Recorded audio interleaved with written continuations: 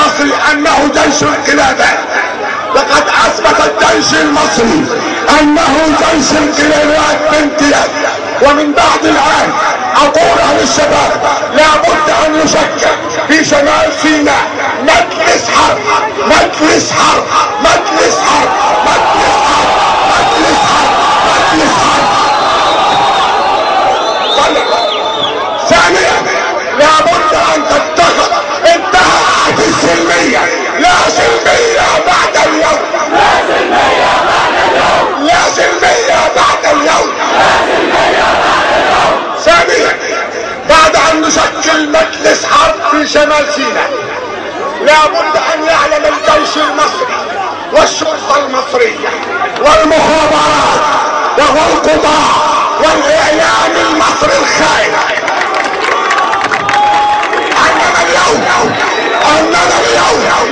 اننا اليوم اذا قضي علينا، اذا قضي علينا سنعتدي عليهم، سنعتدي عليهم، سنعتدي عليهم.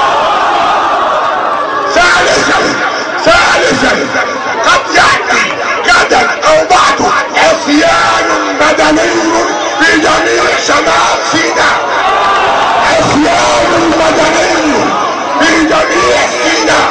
رابعا قد يأتي اليوم الذي نقول فيه للشرطة المصرية، لشرطة مبارك، ارحلي من شمال سيناء، ارحلي من شمال سيناء.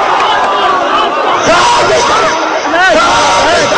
نقول للجيش السيسي الخاين، نقول للمجلس العسكري الخاين وللجيش المصري الخاين، قد يأتي اليوم، قد يأتي اليوم نقول للجيش المصري نحن أبطال ونحن مجاهدون